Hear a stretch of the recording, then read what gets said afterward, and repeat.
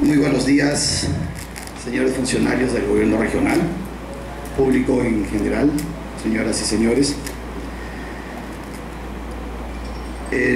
Hemos tenido una invitación por parte del gobierno regional para participar en este evento en razón a que en la sesión pasada el decano del Colegio de Ingenieros había propuesto y había sugerido que se invite a la empresa en razón a que existían motivos muy bien sustentados de que la empresa Cacao del Perú estaba sometido a un proceso judicial en que ya existía una resolución judicial que se tenía que cumplir en cuanto a los órganos competentes relacionados con las actividades agrícolas y los instrumentos de gestión ambiental. Esto es el Ministerio de Agricultura y la Dirección General de Asuntos Ambientales del MINAGRE. Por ese motivo, hemos recibido este oficio en el que una vez más se repite algo que se ha venido señalando en forma injustificada, antitécnica y con falsedades. Esto es, se repite lo que un grupo de personas que pertenecen a una organización no gubernamental viene señalando como deforestación, a cual nosotros, como empresa y conocedores de la parte técnica legal, la rechazamos. Y hemos venido a sustentar ello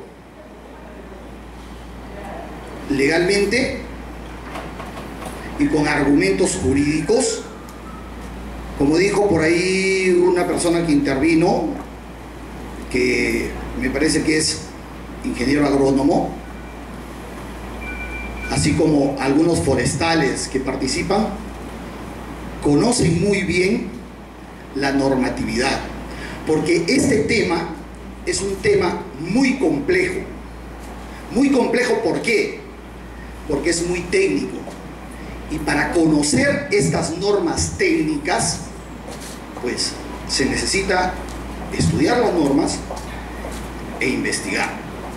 Y a eso me he dedicado a lo largo de aproximadamente 4 años como parte del ejercicio de la defensa en temas ambientales de instrumento de gestión y fiscalización ambiental. Con esta aclaración voy a pasar a desarrollar el esquema de la exposición de lo que me toca tratar el día de hoy, en el que voy a empezar con esta premisa. ¿Cuál es para de la derecha?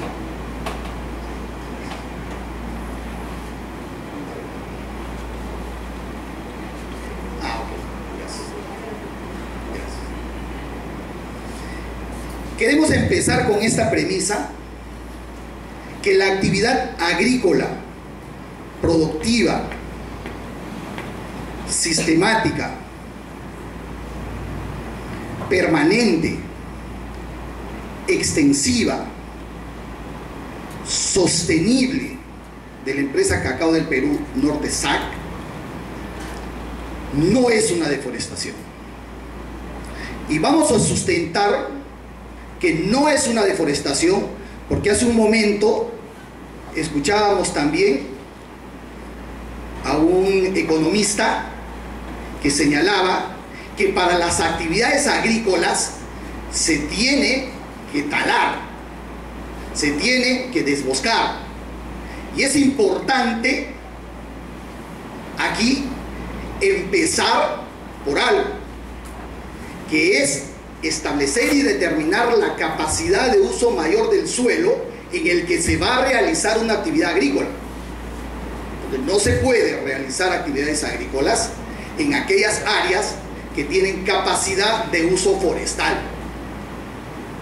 Pues bien, por ese motivo, la exposición del día de hoy va a consistir precisamente en estos 3 puntos que va a ser desagregado posteriormente, en el que señalamos que la actividad de cacao del Perú viene realizándose de acuerdo a la normatividad forestal, a las normas que regulan las actividades agrícolas y las normas ambientales que regulan este tipo de actividades en nuestro país.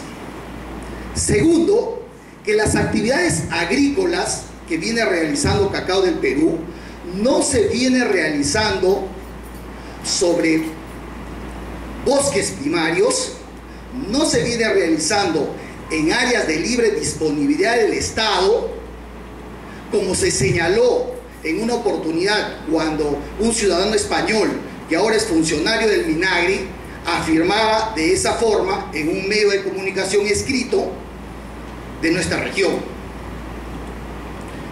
Cuando nosotros, como parte de la defensa, demostramos al Ministerio Público que no se trata de esas condiciones, la situación jurídica de la empresa cambió.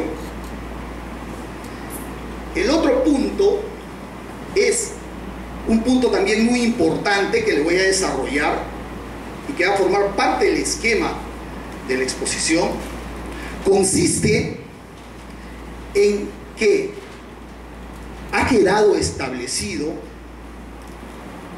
incluso por el órgano jurisdiccional, que las actividades agrícolas de Cacao del Perú se han venido realizando, además de ser predios de carácter privado, es decir, de propiedad privada, en una actividad agrícola de continuación de los que venían realizando los propietarios primigenios desde hace 25 años antes de su titulación.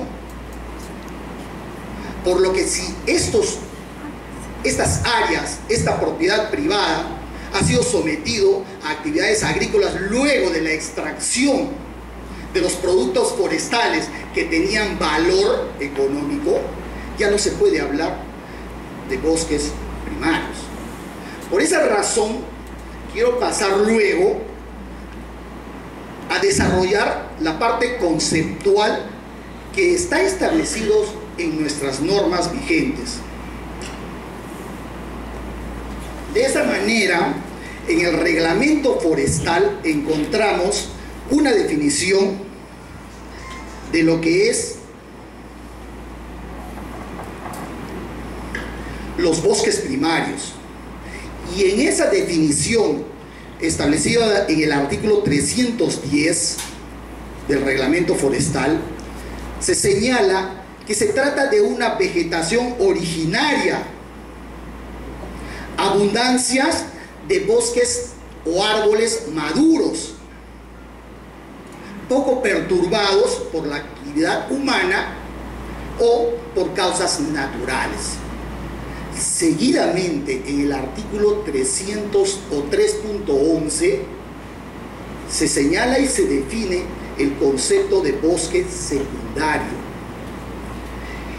Y precisamente este bosque secundario tiene una característica sucesional, es decir, de aquel que ha sido reemplazado por cualquier actividad humana, en este caso, en la zona de Tambiciacu, por actividades agrícolas que venían realizando desde antes del año 1996 sus propietarios primigenios, cuando aún eran posesionarios, con una agricultura como lo que se hace en la selva, de carácter rotativo,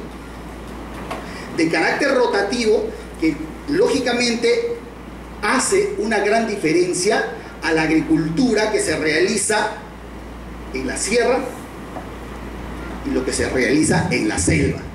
Por esa razón, los órganos técnicos como la Dirección General de Asuntos Ambientales Agrarios se equivoca e incurre en error al señalar que Cacao del Perú viene realizando una actividad de agricultura intensiva. No, señores, en la selva no se realiza actividad agrícola de carácter intensivo.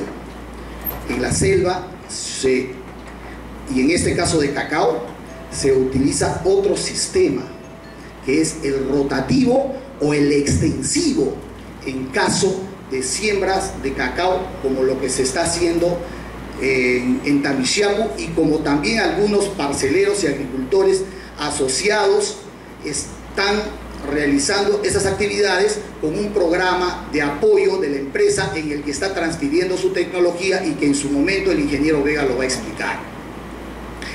Asimismo, el artículo 20 de la misma norma forestal, y voy a pasar seguidamente, establece claramente de manera técnica y legal qué es una deforestación. Entonces, tenemos la definición ahí, que la deforestación consiste en afectar o deforestar cualquier formación boscosa o arbustiva natural o plantada que tengan las siguientes características o causas. El primero de ellos es el rozo y la quema para conversión ilegal a otros usos no sostenibles. Segundo, la tala ilegal de extracción de madera para producción de carbón. Tercero, la sobreexplotación forestal con respecto a la capacidad permisible de la producción de los bosques. Y cuarto, los incendios forestales. En ninguna parte de esta conceptualización técnica y legal del reglamento forestal se hace referencia a las actividades agrícolas de la forma como viene realizando Cacao del Perú. Claro, hay muchos técnicos que sostienen que para el cacao no se debe talar, sino que se debe hacer un corte selectivo para sembrar cacao porque necesita sombra.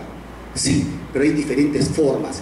Y eso, específicamente va a estar, esa explicación técnica va a estar a cargo del ingeniero Vega. Asimismo, luego de estos conceptos básicos, pasamos además a algo que sí corresponde a las actividades no solamente agrícolas, sino además a las operaciones petroleras, mineras, industriales y cualquier otra actividad en el que está incluida la actividad agrícola. Y técnicamente, ¿qué cosa es? No es deforestación, es desbosque. Y el desbosque tiene que estar autorizado y tiene que pagarse un derecho para realizar ese desbosque para estas operaciones, pero muy bien y claramente establece el artículo 76, que está concordado con el artículo 17 y 26 de la ley forestal, en el que se señala que solamente deben pagar los derechos y tener autorización de cambio de uso, y el desbosque, que es una consecuencia del cambio de uso en temas agrícolas, para aquellos, dice la norma, titulares de contratos. Titulares de contratos. Y para desarrollar este tema de contratos y puedan comprender cuál es el contenido de este término en la norma, voy a pasar a explicar cómo es el origen de una propiedad en selva y ceja de selva con la norma vigente. Solamente hay dos formas de titularse predios agrícolas o ganaderos en la selva y ceja de selva. Uno está regulado por el Decreto Legislativo 653 de agosto de 1991, ojo con la fecha, y reglamentado con el Decreto Supremo 048-91. Y la otra forma de titulación es con el Decreto Legislativo 838, ojo, del año 1996, y su reglamento, el Decreto Supremo 018-2006. Aquí hay algo muy importante, porque uno señala el régimen general de la titulación de predios en la selva y ceja de selva, y el otro es la excepcionalidad. El Decreto Legislativo 653 es la generalidad. Nadie puede titularse de otra forma más que con el Decreto Legislativo 653. Para que exista una excepcionalidad, a diferencia de la 653, tiene que darse una norma especial, excepcional, por política de Estado, para poder adjudicarse de otra manera o de otra forma, con otro procedimiento, como lo que sucedió con el Decreto Legislativo 838. Los predios titulados en la zona de Tambisiacu es mediante una excepcionalidad de la norma, el Decreto Legislativo 838, que fue concedido por el Congreso de la República las facultades especiales para legislar en estos temas de titulaciones, a diferencia de la 653, que se realiza a título oneroso y mediante una suscripción de contrato con el Estado y mediante algunas condiciones que si no se cumple se resuelve el contrato.